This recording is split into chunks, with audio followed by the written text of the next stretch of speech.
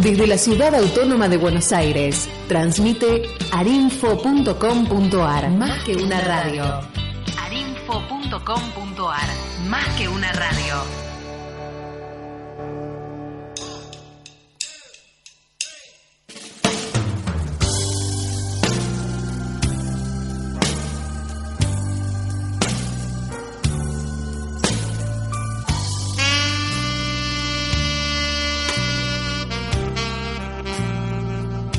Y llegó la hora de la reflexión, de las entrevistas, de la música, de tus fantasías y recuerdos. Un tema de interés general cada semana, 3 lenguajes en uno llano y simple. Periodismo, derecho y literatura unidos. Una charla entre el corazón y el intelecto. Un programa polifacético, producido y conducido por la doctora Zul Contreras, conocida también como Zul Cont, en un vuelo cultural y un aterrizaje realista, a veces surrealista, para caminar juntos por el sendero de los valores. Como todos los martes a las 17 horas por Arinfo, comenzamos a escuchar Zul con Vos, Pensando.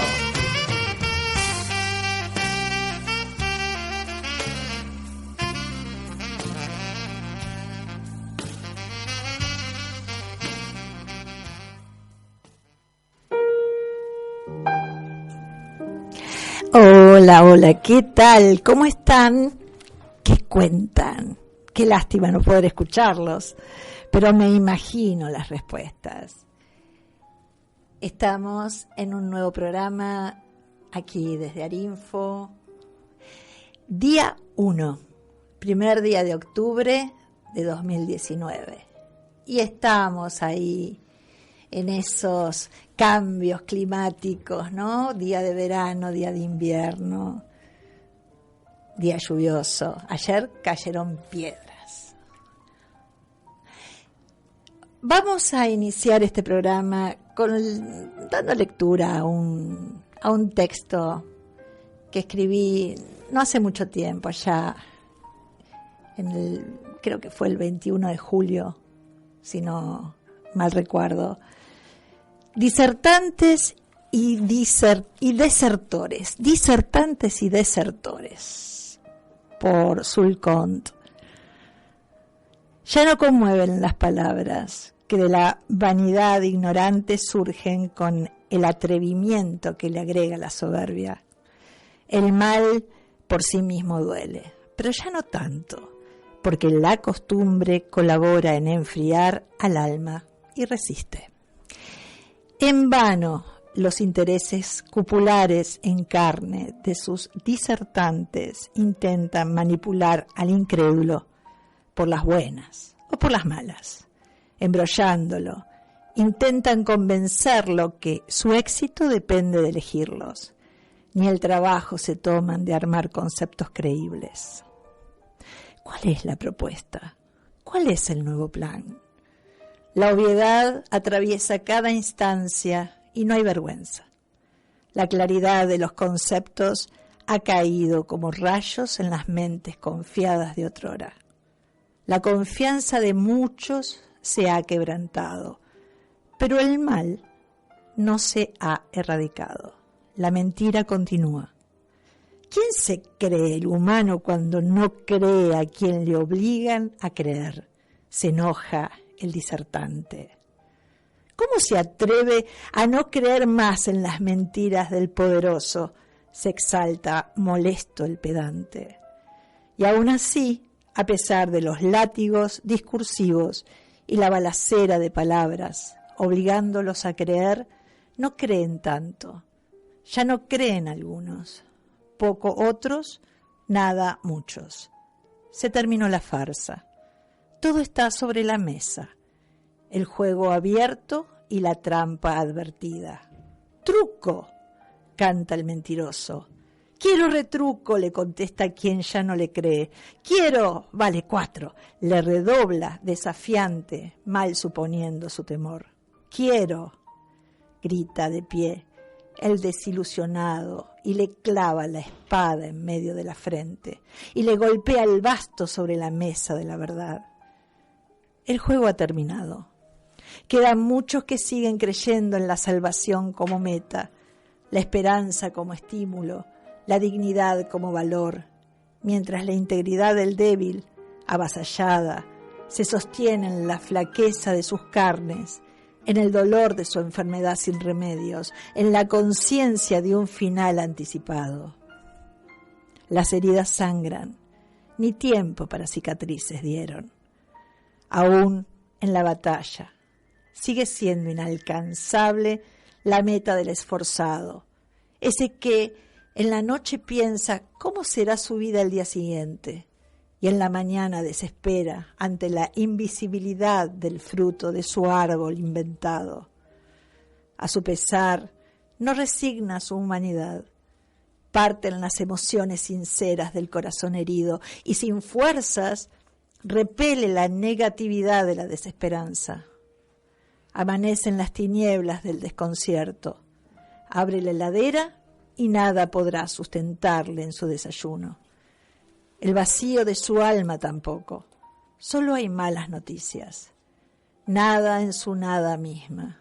Y en el medio de esa nada están sus ilusiones destrozadas, su propio ser y el del otro, separados por un espacio donde solo se transita, donde no puede establecerse, no puede quedarse y piensa, ¿qué haré? ¿Cómo? ¿Y dónde salvarme?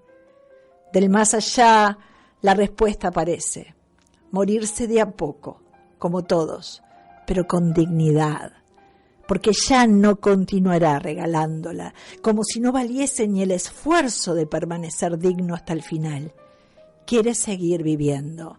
Se cuidará de las patrañas de los patéticos y de los errores de los ineptos que, premiados por el jurado de los estúpidos, no dejan de seguir perjudicando. Hay más peligro en la estupidez que en la brillantez maquiavélica humana. Hay demasiados disertantes que poco saben del esfuerzo, del amor, de la vida real. ¿Hacia dónde irán las palabras de los discursos desoídos? ¿Y las esperanzas que por sus palabras tejieron ilusiones falsas? ¿Cuánto daño hacen las promesas incumplidas? La barbarie se inicia en el vacío de las vísceras. El instinto animal reina cuando se come a la racionalidad y a sus palabras. Sulcont.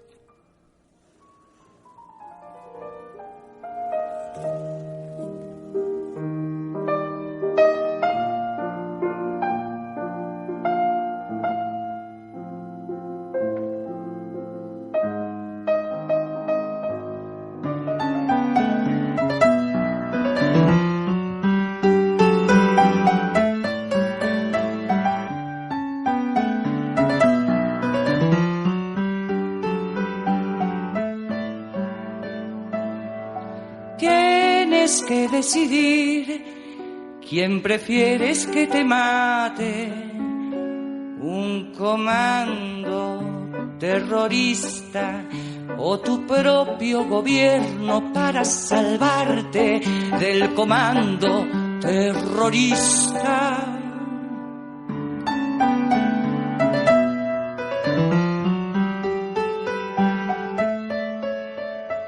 Tienes que decidir que prefieres que te mate la pobreza, la miseria, el tratado de libre comercio o el programa contra el hambre.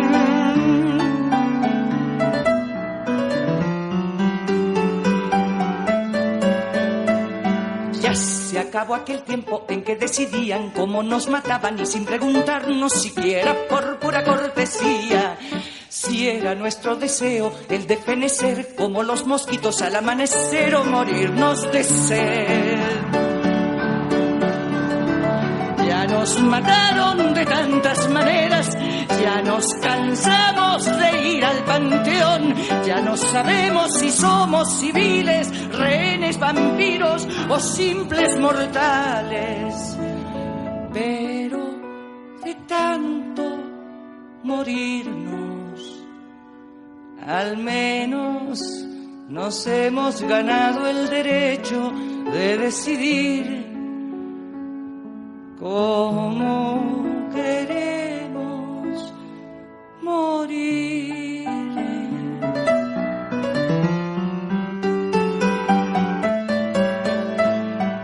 Tienes que decidir cómo.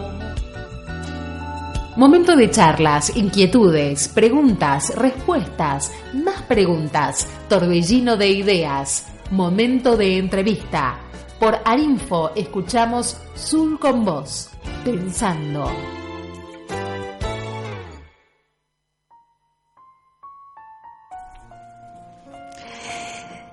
Y aquí estamos, momento de entrevista en Arinfo.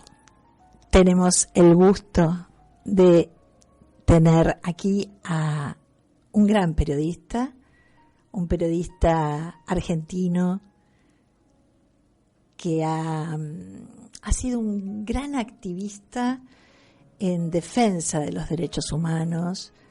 Durante la dictadura dirigió un periódico, Nueva Presencia, y además hoy, entre otras tantas actividades, es conductor de un programa radial que lleva muchísimos años y que bueno, que seguramente sigue teniendo el mismo ímpetu de aquellos años, con aquel periódico que ha trascendido y que hoy ya no existe, pero que nos va a permitir conocerlo a través de muchos de esos años que fueron terribles para nuestro país.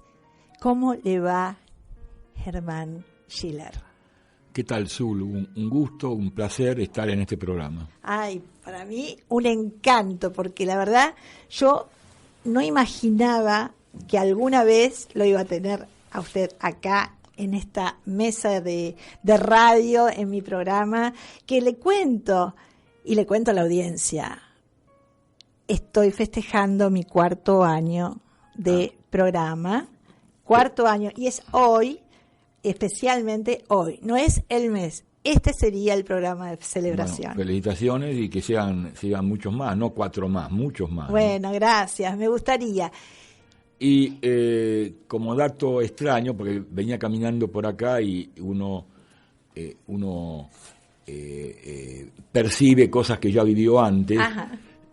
La redacción de ese periódico que hicimos con muchos riesgos y en medio de muchas tormentas, estaba a 1,5 cuadras de acá.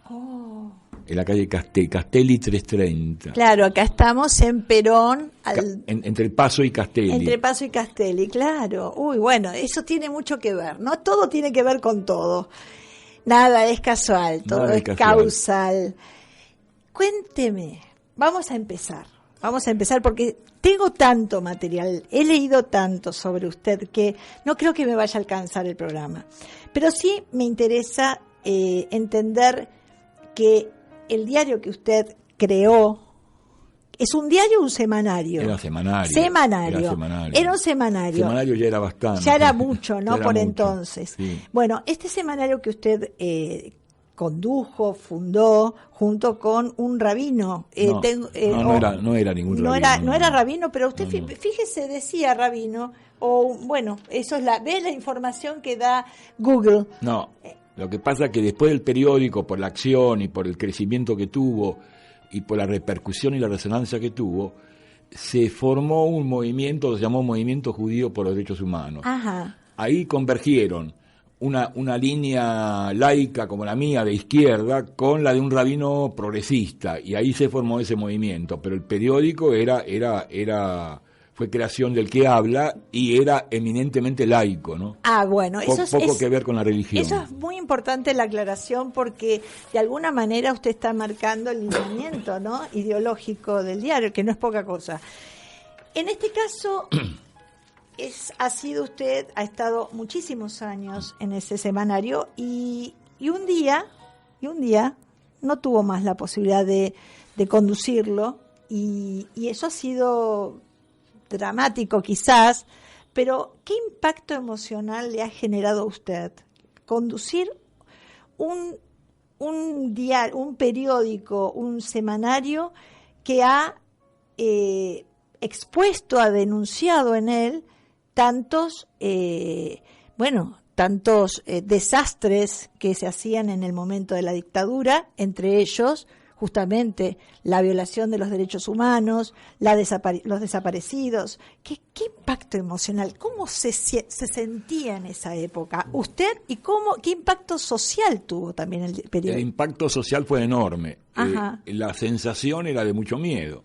Claro. Si no hubiese tenido miedo, no hubiese sido humano, porque lo que hacíamos era muy riesgoso. Denunciamos a los desaparecidos, le dimos tribuna a la madre. Somos el primer periódico que le dio tribuna a las madres de Plaza Mayo cuando nadie quería saber nada con ellas, cuando le decían las locas y eran absolutamente estigmatizadas. Uh-huh. Sí, emociones hubo muchas y muy variadas que generaron traumas a través del tiempo, porque no es fácil vivir bombardeado por distintos lugares, porque el periódico no era mío, el periódico nació en una empresa que era tradicional de la comunidad judía. Uh-huh. Por lo tanto, apenas empezó a salir con mi línea, hubo una presión enorme de los factores de poder dentro de la comunidad judía, la DAIA y toda una cantidad de cosas que yo no voy a decir que eran cómplices de la dictadura, pero que veían con malos ojos su enfrentamiento y que se pudiera denunciar ese tipo de cosas. Un presidente de la DAIA llegó a decir que yo arriesgaba la seguridad de la comunidad judía. En fin, mi respuesta fue que el que arriesga la seguridad judía es el que no denuncia las atrocidades que se están cometiendo en este momento. Bueno, este debate era común, fue muy durísimo, y en algún momento yo le tenía más miedo a la presión de la derecha judía que a la propia dictadura. La propia dictadura yo sabía que me podía pasar algo, pero la presión de la derecha judía, de lo que es la dirección de la comunidad, era tan enorme que era casi cotidiano. Entonces la cotidianidad yo la vivía en medio de una presión muy grande. Hubo también cosas de la dictadura, le pusieron 2 bombas a las redacciones, en fin. Pero era algo que estaba explícito, estaba implícito. Lo cotidiano era la presión de los de al lado. Y no fue fácil. Al principio, cuando el periódico se fue radicalizando, cuando fue tomando más cuerpo, cuando fue creciendo en denuncia, me abandonaron casi todos los colaboradores. Algunos de ellos escritores consagrados. Uno voy a nombrar porque como me enojé con él lo puedo nombrar y es muy conocido, con Marcos Aguinis. Ajá. Además, tomaron como excusa por el hecho de que el periódico, siendo un periódico judío, hacía críticas al gobierno de Israel en su política con los palestinos. Uh-huh. Creo que no gustaba a mucha gente. Entonces algunos tomaron como excusa eso para irse, pero en realidad lo que tenían era mucho miedo por lo que lo estábamos haciendo. Claro, es impresionante, ¿no? Uno puede imaginar que el contenido de ese semanario pudiera molestar al gobierno de ese momento, pero jamás podría uno pensar que a sus propios, ¿no? A sus propios pares, a las personas que de alguna manera debieran también estar de ese lado. Claro, estamos hablando de un enfrentamiento que de alguna manera también se suscitaba en otros ámbitos, como podríamos decir los que estaban a favor o en contra de un gobierno dictatorial como fue el del proceso de reorganización nacional.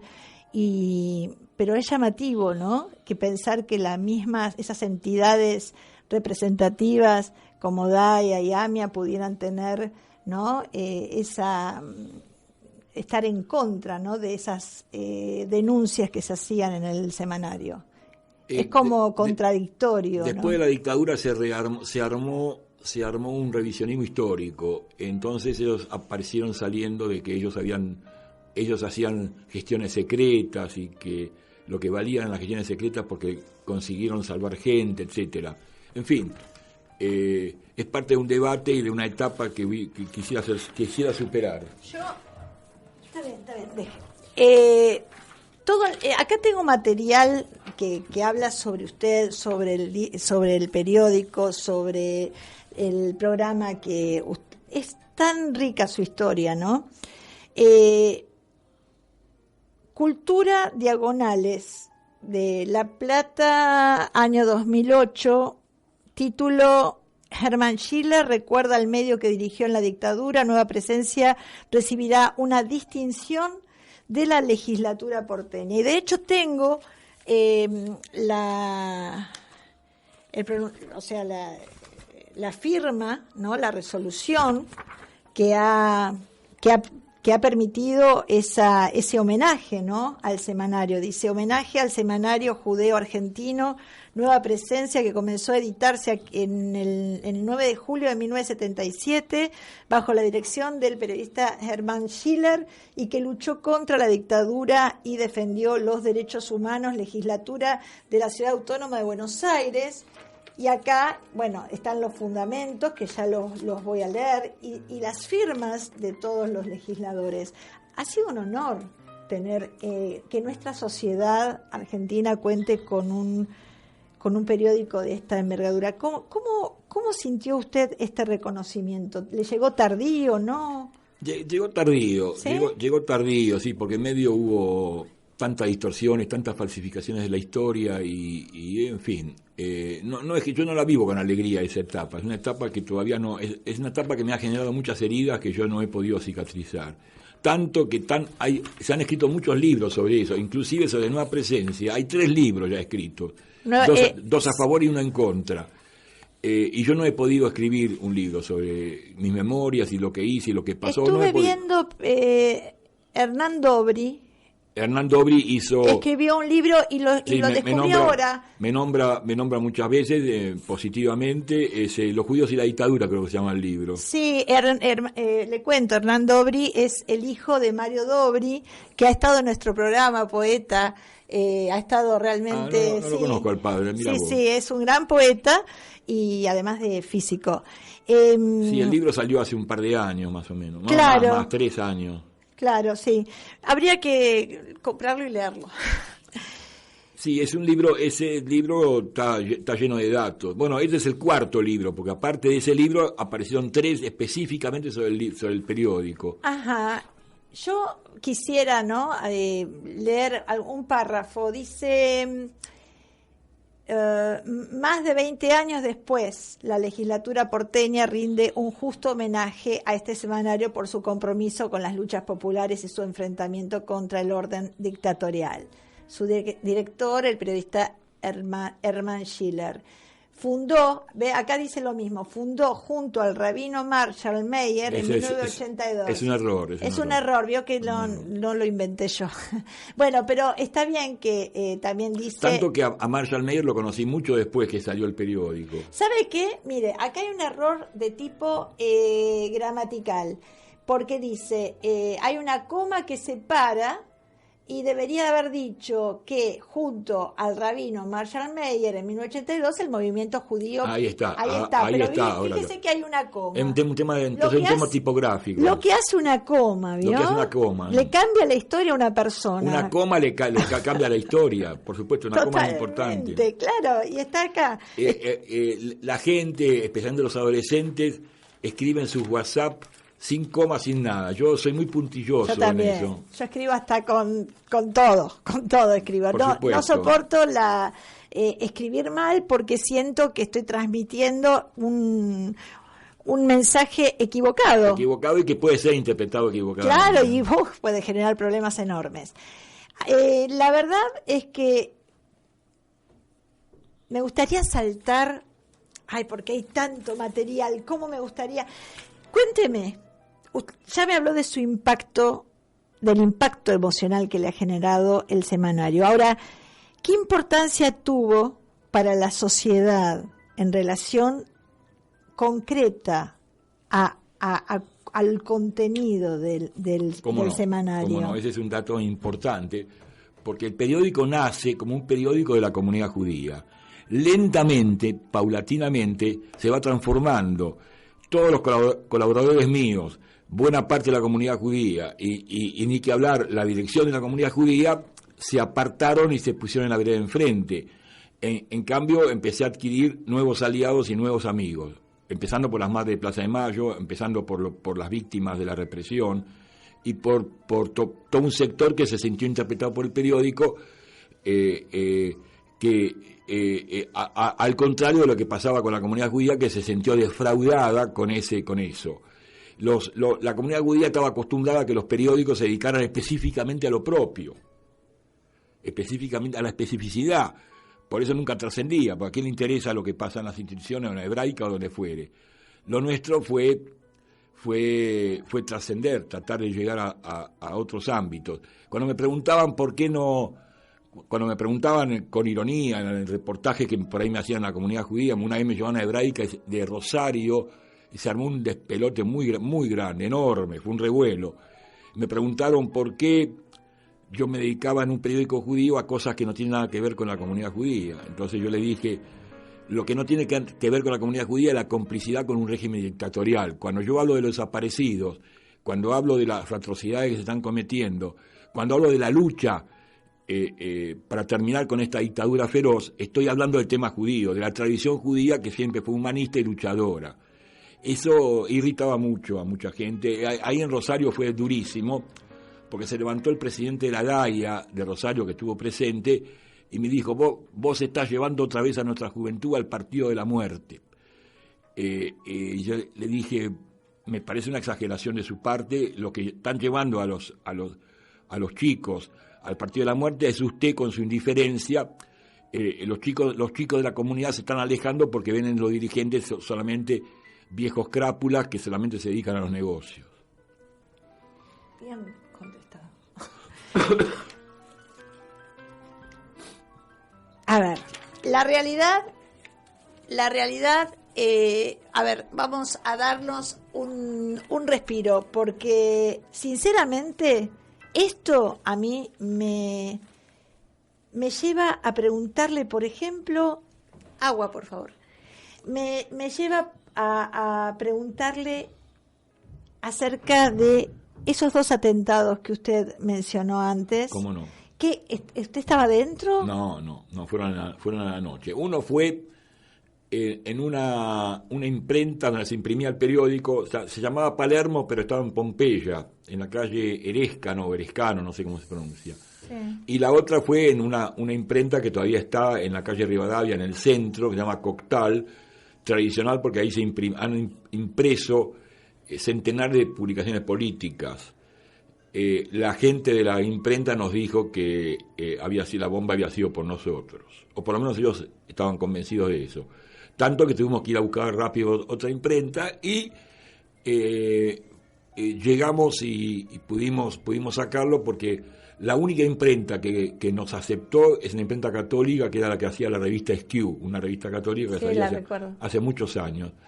La revista era pro dictadura, era todo, pero lo que quería era hacer negocios y que venga un cliente nuevo. A ellos no les importaba qué es lo que decía ese cliente. Y a nosotros nos dio como un reaseguro, porque nadie iba a poner una bomba de los militares, nadie iba a poner una bomba en una editorial católica que era pro militar. Sí. Aprovechamos las contradicciones, por supuesto. Agüita, agua fresca. Agua fresca. No, yo no, gracias, por ahora no, gracias, Carlos. El último ejemplar del semanario salió en diciembre de 1987. Usted, en una entrevista, dice, no teníamos dinero para solventarlo, y a los sectores que sí tenían dinero no les interesaba que siga existiendo. Falta algo anterior a eso. A ver, ¿qué falta? Antes de eso, hay que decir que intentamos sacar el periódico fuera del marco de la empresa, hacerlo independiente, para que nadie nos presione y que nosotros podamos hacer lo que se nos dé la gana. Era una muy buena idea. Y era una muy buena idea, pero esa idea ya era la época de Alfonsín, era la época de democracia, era la época en que hablar de los derechos humanos y de los crímenes de los militares se había pasado, ya se había hablado mucho. Todo el mundo lo decía, ¿no? Claro. No era como antes, que éramos los únicos. Conclusión, no fue difícil mantener el negocio. Ajá. hubo inflación, el papel se fue arriba, la DAIA, nosotros teníamos muchos comerciantes del 11 que ponían avisos y la DAIA fue a apretarlos para que no pongan avisos, en fin. Conclusión, tuvimos que levantar. Y ahí terminó. ¿Y cuánto tiempo pasa hasta que comienza esa musiquita lucera? Me encanta. ¿Cuánto tiempo pasa hasta que aparece este programa de Leña al Fuego que actualmente usted está conduciendo y que ya lleva 20 años? No lleva 20 años. No lleva toda. No, la verdad que no sé cuántos años 19. Lleva. Me echaron tanta radio que tengo que sumar. No, pero digamos, claro, porque usted tuvo intervalos. Claro, por lo menos en 4 o 5 radios nos echaron. La principal etapa, mejor incluso que la de ahora, Ajá. fue la de Radio Ciudad. Ese fue el gran éxito. ¿Por qué gran éxito? ¿Cuántos años Estuvimos estuvo ahí? 13 años. ¿Y cuál es el 99 al 12. Claro, ¿cuál sería el contenido del programa que hoy está en la radio Rebelde, Rebelde AM 740? 740, ¿en qué días y horario? Miércoles de 19 a 21. Ajá. ¿Y tiene qué contenido? O sea, podríamos decir que ahí van todas las voces, tienen micrófono abierto, ¿cómo todas es? Las voces no, todas las voces de los luchadores. Todas las voces de los luchadores. El presidente de la Sociedad Rural nunca va a venir a mi programa, pero sí... ¿Y si fuera? ¿Y si quisiera ir? Si fuera, bueno, si él quisiera ir, por supuesto, si ¿Usted quisiera lo aceptaría? Ir, yo lo aceptaría y le haría le preguntaría lo que hay que preguntar. Claro, comprendo, pero no está vedado a no está vedado a nadie, no. Hay mucho pluralismo. En Radio Ciudad, justamente, Radio Ciudad tenía un público cautivo, la radio, Ajá. que era muy de derecha y que escuchaba el programa y que mandaba mensajes muy duros contra el programa, y yo los pasaba todos. Ajá. Incluso tuve alguna vez algún problema con algún invitado porque me enrostró que yo pasara todo. Yo paso todo. Alguien me dice, vos sos una mierda, qué sé yo, no sé qué, y yo lo pasaba. Valiente. Pero me puedo detener en el programa que me criticaron. Estaba de invitado Daniel Muchnik. Daniel Muchnik, que estuvo acá en entrevista. Que era mi amigo porque trabajó conmigo en Nueva Presencia. Bueno, claro. Él mandaba las notas sobre Martínez de Oz, no es cualquier cosa. No. Pero ahí se enojó porque decía, ¿cómo vos podés pasar mensajes anónimos así tan gratuitamente? Y yo le dije, claro, son anónimos, por supuesto, no puedo evitarlo. Pero esta es la regla del programa. Y la pauta está que no son críticas a vos. Cualquier cosa que me mandan a mí, yo la paso, aun cuando es muy duro. Me mandaron que era corrupto, no sé qué, yo la pasaba. Es la firmeza con que yo hago mi periodismo me hace ser seguro de lo que hago y no me importa pasar las críticas yo mismo, ¿no? Claro. Daniel Muchnik, que ha sido entrevistado mío acá. Es un gran periodista. Él tiene un libro yo tengo varios libros de cabecera. Uno de sus libros es mi libro de cabecera, que es Negocios son negocios, donde ahí él describe las multinacionales de origen norteamericano que apoyaron al nazismo. No es un libro muy valioso. Sí, por ejemplo, la General Motors y otros, ¿no? Sí. Leña al Fuego, declaración 20/2012. Acá estoy mostrando. Declaración de la legislatura de la Ciudad Autónoma de Buenos Aires, declárese de interés cultural de la Ciudad Autónoma de Buenos Aires al programa Leña al Fuego, que se emite por AM 1110, Radio de la Ciudad en ese momento, ahora está en Radio Rebelde, y que desde el 3 de abril de 1999 conduce el periodista Hermann Schiller. Y voy a dar, por favor, permítame leer los fundamentos, unos párrafos. Dice, es el único espacio radial que en Buenos Aires se emite con público en el estudio. Se hizo conocer por su espíritu democrático, ya que se transmiten todos los mensajes de los oyentes sin excepción. Esa apertura lo transformó en una referencia para numerosos sectores de la vida sindical, social y estudiantil que encontraron allí un ámbito de libertad de expresión. Ese es uno de los párrafos de los fundamentos. Y después, en otro, al comienzo, dice, comenzó a ser emitido ya hace bueno, en ese momento eran 13 años, ahora estamos hablando de más, casi 20, y pronto se convirtió en un espacio de referencia para quienes en Argentina luchan por la plena vigencia de los derechos humanos, la justicia social y la soberanía nacional. Son 3 valores impresionantes. Que un programa luche o que sea referente en la lucha y en la vigencia de los derechos humanos, la justicia social y la soberanía nacional es mucho, es un objetivo muy, muy importante y casi diría yo difícil de lograr, ¿verdad? ¿Cómo se siente frente a esos 3 objetivos constantes? No me siento de manera particular en nada, porque es mi forma de ser de todo el tiempo. Yo hago esto hace muchos años, entonces es mi manera natural de convivir. Eso me ha generado amigos y enemigos. ¿Más enemigos que amigos? Es una buena pregunta, no lo sé. Usted habló de amigos, sí, por ejemplo, oyentes. Yo tengo hoy en una radio que casi podríamos, no sé si marginal, pero una radio no es de primera línea, la cantidad de gente que llama y que me sigue, público que me viene siguiendo desde hace muchos años, es muy grande y eso me gratifica mucho. Yo no podría precisar ahora si ellos son más que los enemigos. Espero que no. Espera que no. Resulta que en Radio Ciudad a usted le quitan la posibilidad de continuar. Le quitaron el espacio porque, según las autoridades de esa radio, usted se había pronunciado en contra de, en ese momento, el jefe de gobierno, ¿puede ser? No me pronuncié en contra, pedí que con todas las pruebas que había en ese momento, las escuchas y los chanchullos que en ese momento se habían destapado como jefe de ciudad, tenía que ir preso. Es una forma de expresarlo, lo que tenía que hacer había que enjuiciarlo primero. Claro, someterlo a juicio. Y bueno, obviamente ahí fue el límite que no pude pasar. Pasé todos los límites ahí en esa radio.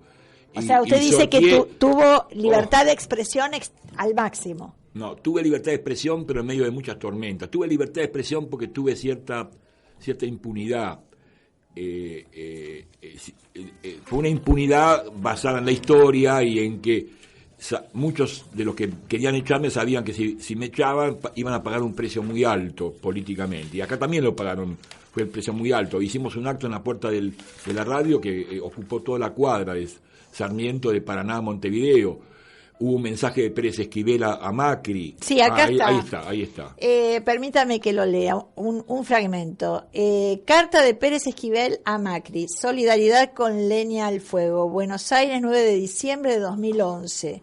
Señor jefe de gobierno de la ciudad de Buenos Aires, de mi consideración, quiero reiterarle en forma pública en esta ocasión la solicitud de una entrevista ya presentada por diversas personas y organizaciones de derechos humanos del ámbito de la cultura y del trabajo para expresarle nuestra solidaridad con el programa que conduce Herman Schiller, Leña al Fuego, que viene emitiéndose por Radio de la Ciudad AM 1110 desde el 3 de abril de 1999 y al cual se pretende quitar de la programación.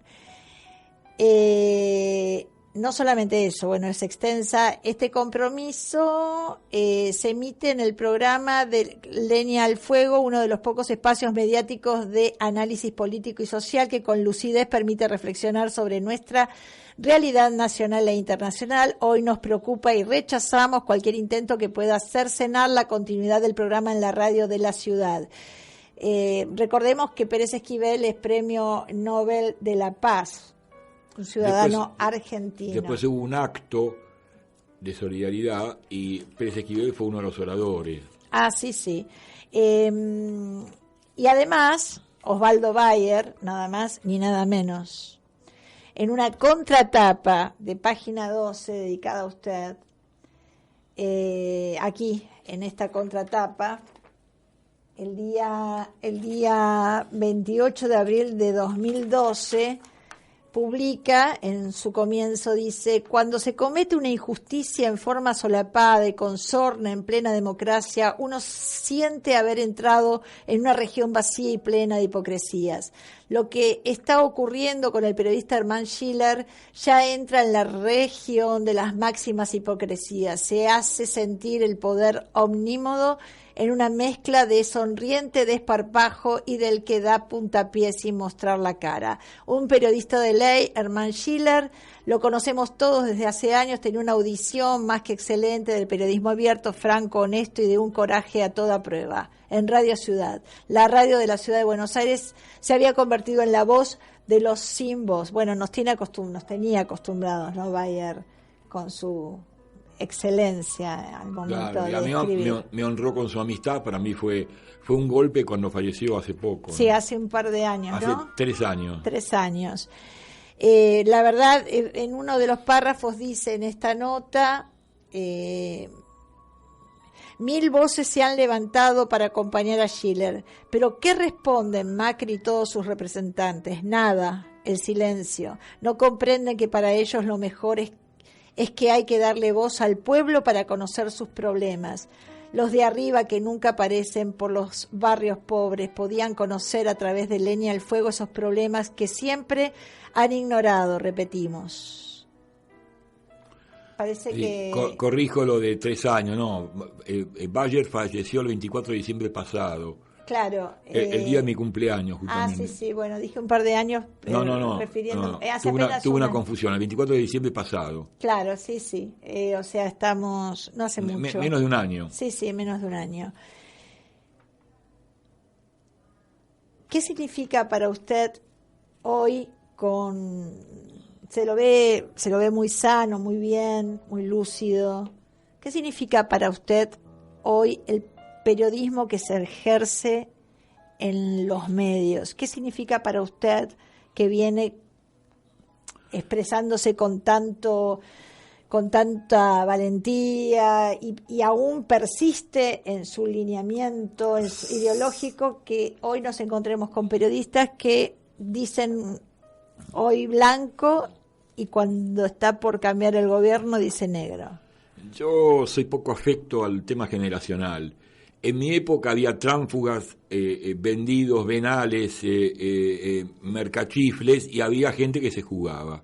Uh-huh. Hoy también. Así que en el famoso manifiesto de 1848 de Marx y Engels dice: la historia de la humanidad es la historia de la lucha de clases.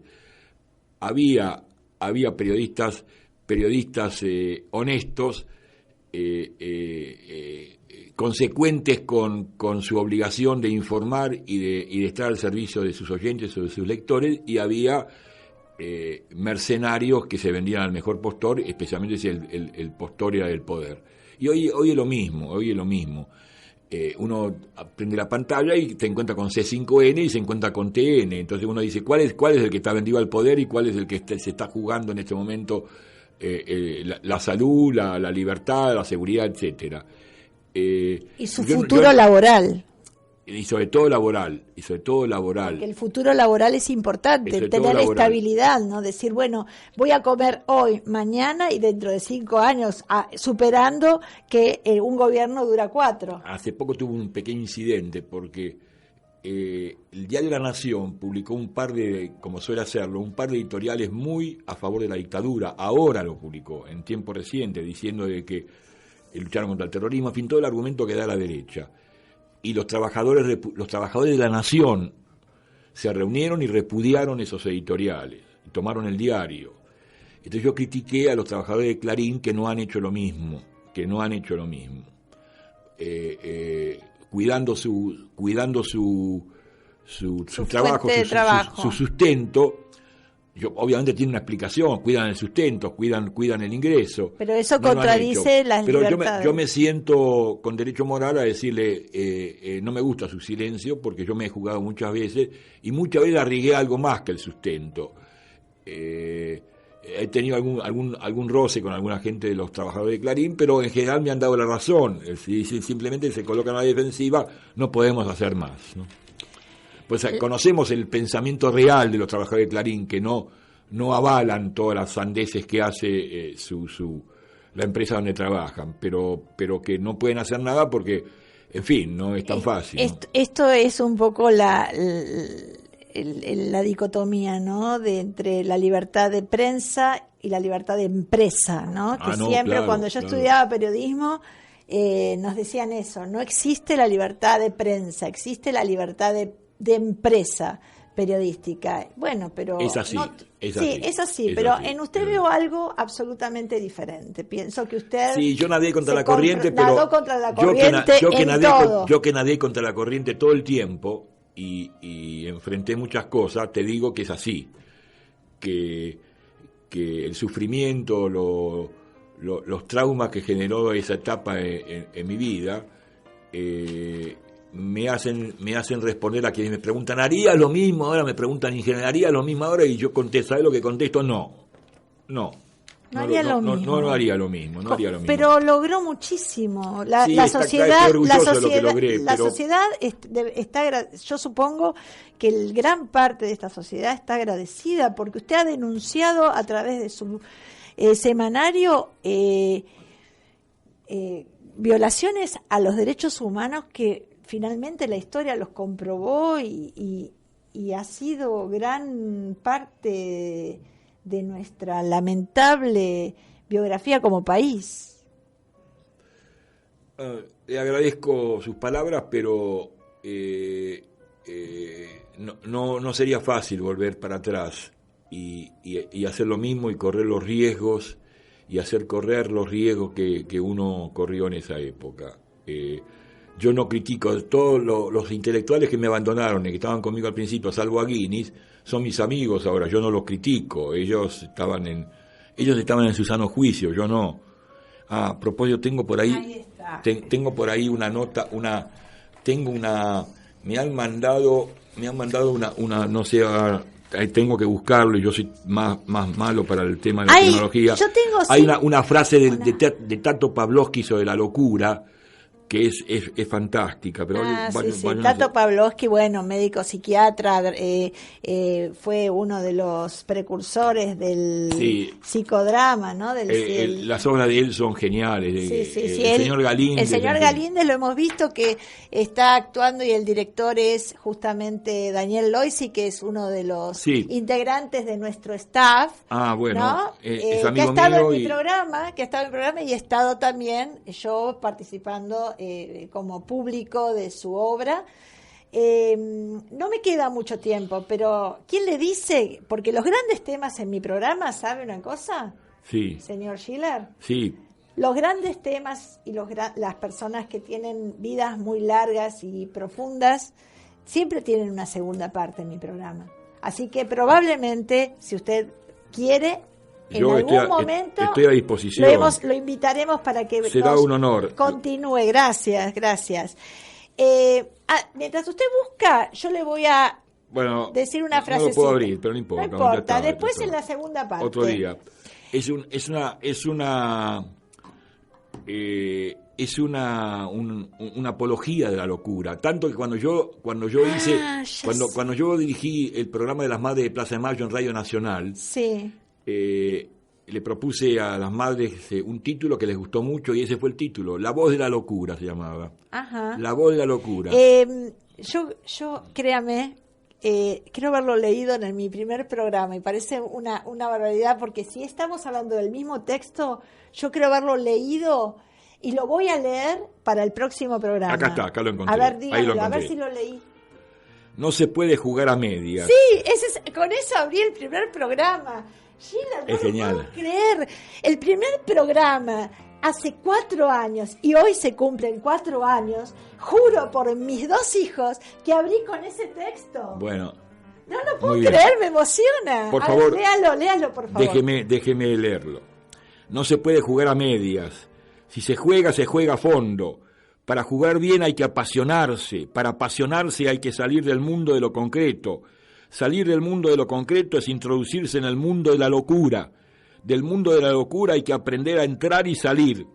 Sin introducirse en la locura no hay creatividad. Sin creatividad uno se burocratiza, se torna hombre concreto, repite palabras de otro. Tato Pavlovsky. Sí, y créame. Bueno, Tato Pavlovsky estuvo en mi programa. ¿Ah, sí? Estuvo, sí, realmente fue. Me costó porque él siempre estaba ocupado, pero al final vino. fue un programón con él, ¿no? Bueno, mira, me emociona, créanme que me hace llorar, porque no lo puedo creer. La coincidencia. Bueno. No, yo no recordaba cómo se llamaba, pero cuando habló de la locura y habló de Tato Pavlovsky, dije, será el pequeño texto que leí, el primer programa con mi voz temblorosa, el 6 de octubre del 2015.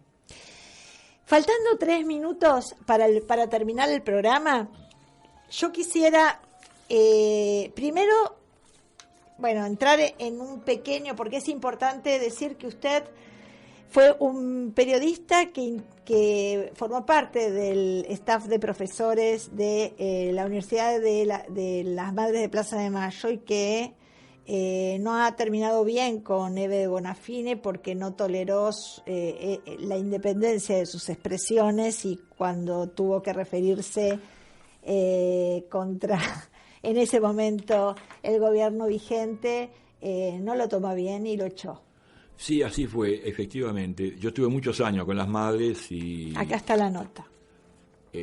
Bonafini pasó a la historieta, la revista Noticias, lo titula así, el periodista y referente. Porque la frase mía es, en la bronca que tenía en ese momento, hoy no lo diría, pero en ese momento tenía mucha bronca porque después de muchos años, entonces puse que Eve Bonafini pasó de la historia a la historieta. Y digo que hoy no lo haría porque Eve Bonafini cometió muchos errores en los últimos tiempos, el caso de Milán, en fin, cometió muchos errores, pero yo no puedo dejar de reconocer todo lo anterior. No, lo claro. anterior está en la historia y no lo puedo desconocer. Claro, o sea que ahí podríamos decir que no todos, cuando se hablan de libertades, ¿no? Cuando se habla de libertad, no solamente hay que sentirse libre, ser libre, hacer cosas en libertad, permitirse vivir en libertad, pero también permitir a los demás vivir en libertad, ¿no? O sea, no hacer lo que a uno no le gusta que le hagan, ¿no? Pero bueno, son criterios. Ya estoy terminando el programa y me quedó recorte, yo lo sabía, pero creo que los grandes temas entraron en este programa, que eran los que yo quería subrayar. Le agradezco mucho. ¿Quiere decir alguna cosita, alguna frasecita en 20 segundos? Que me permita cerrar el día de esta celebración. Me agradó estar aquí, es gratificante y ojalá haya una segunda parte porque me sentí muy cómodo. Bueno, gracias por aceptar la invitación. Y ustedes, gracias por estar acompañándome, gracias por mirar, si es que están mirando la gente de Facebook.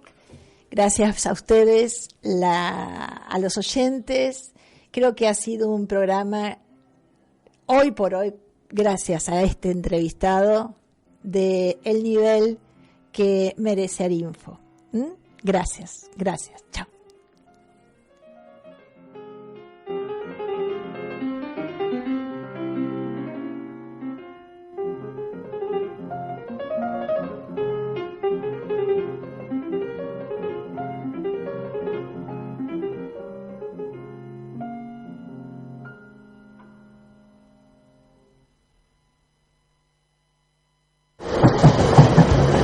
Con el nuevo viaducto Mitre, más vecinos vamos a llegar antes a casa, el trabajo o la facultad, porque se levantaron 8 barreras, dando paso a 4 nuevos cruces, ganando momentos para estar en familia o con amigos. Cambiamos barreras por tiempo. Juntos, seguimos transformando la ciudad. ¡Vamos, Buenos Aires!